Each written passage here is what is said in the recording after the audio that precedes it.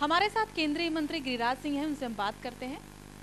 Sir, Lalu Yadav पर एक के बाद एक आरोप लग रहे हैं। पहले चारा घोटाला, उसके बाद बेनामी संपत्ति, अब उनके होटलों के टेंडर की बात सामने आ रही है, सीबीआई छापामार। देखिए, इस पर हमें कुछ नहीं कहना है। कानून अपना काम कर रहा है।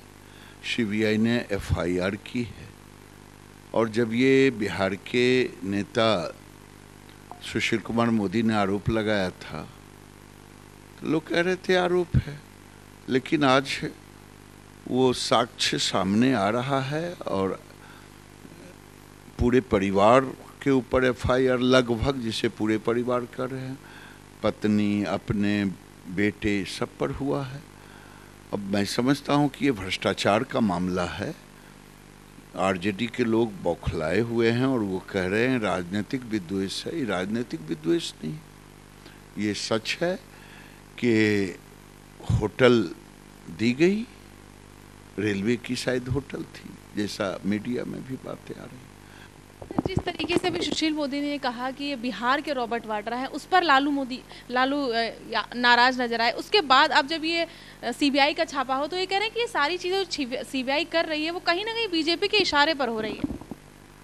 मैं पूछना चाहता हूँ, जब चारा घोटाला का आरोप लगा था, जब इन पर केस हुआ सीबीआई, तो क्या उस समय भारतीय जनता पार्टी की सरकार थी केंद्र में?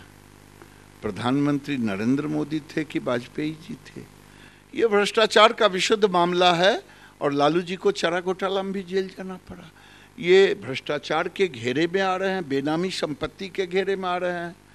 तो इसका मुकाबला करना होगा, न कि ये केवल कह देना होगा कि बीजेपी के कारण हुआ है। बीजेपी किसी को क्यों करेगी? आप बीजेपी का काम थोड़े है, ये तो शासन का काम है। अब नीतीश कुमार कहते थे कि बीजेपी के लोग केवल आरोप लगाते हैं, अब दूसरे दिन ही छापा पड़ा, तो अब उसको क्या कहेंगे कि नीतीश कुमार ने छापा मरवाया?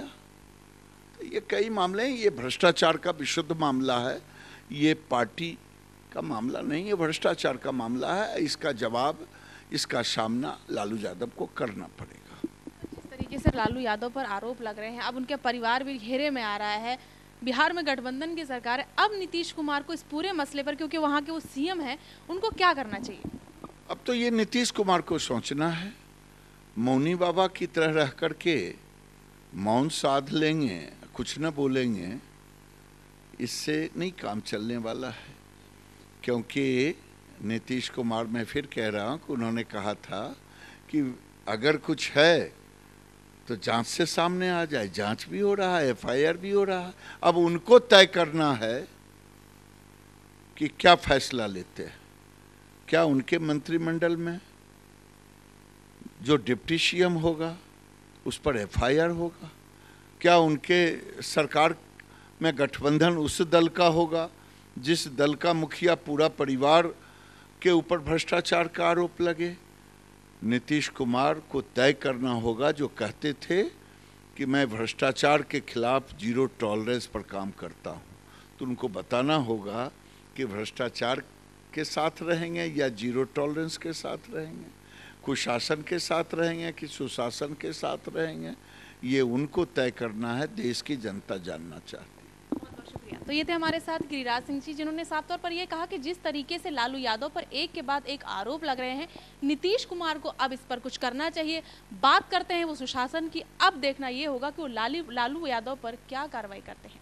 कैमरा पर्सन यादव शर्मा के साथ सरिता गुप्ता, के न्यूज़ दिल्ली।